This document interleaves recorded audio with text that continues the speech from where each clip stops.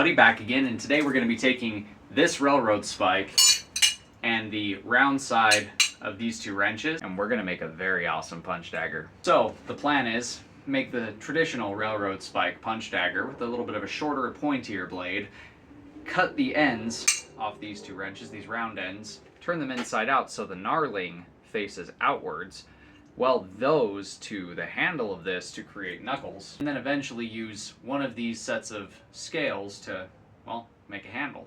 Let's go ahead and pull the angle grinder out, cut these how we're going to need them, get started.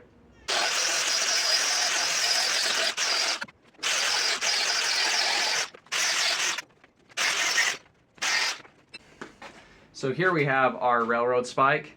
We've split out a good chunk of the center here with a taper, so the ends down here are going to be thinner than up here on our feet, so to speak, and that's going to come in handy later when it comes to shaping. It's going to save me having to add that taper.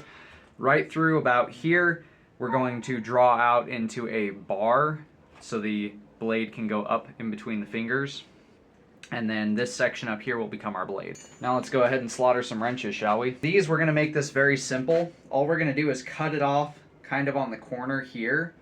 So basically, we're not cutting this way, we're cutting these corners out, so that way we can flip it around as an open piece, and then we can use the ends to weld up to our handle wherever is comfortable.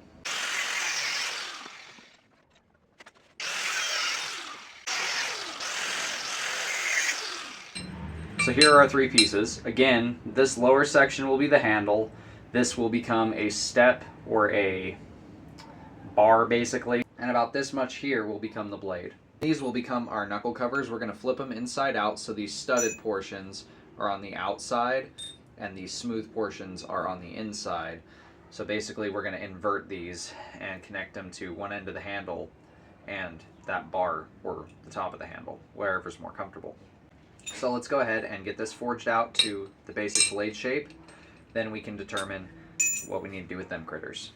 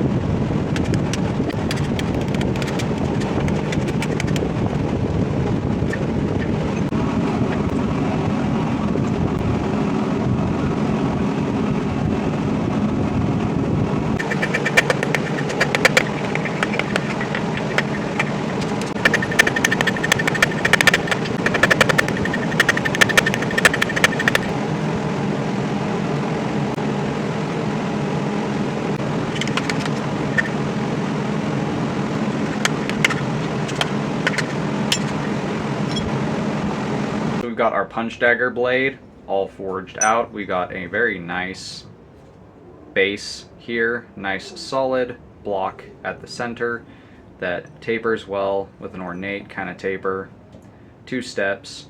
And what's going to happen is these are going to become our punch rings for the punch dagger, our knuckle duster portion, so to speak. And they're going to weld up just like so. So this is going to be more of a push dagger, punch dagger kind of critter. It's going to be very cool. It's going to have these flanged teeth to the knuckles. I am going to have to align it when I put it together. Have to clamp things together to weld it, but that's perfectly fine.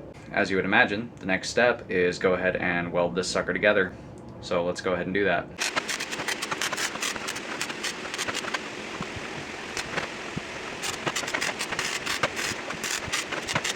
So it is now the next day, as you can tell by the daylight outside, and we've got the dagger rough welded together. We're going to go back to the forge. We're going to clean some things up. We're going to reorient the shapes here now that everything's connected. And we're going to go ahead and do a lot of finesse work to get this finished how we want before we drill some holes in the handle for some scales that we're going to put on either side of each one of these tangs. What we're basically going to do is tune up the shape of our knuckles here. We're going to realign the blade because it is slightly down kinked after I welded it. And we're going to get it ready for handle scales. So let's go ahead, get it back in the fire, and keep working on this piece.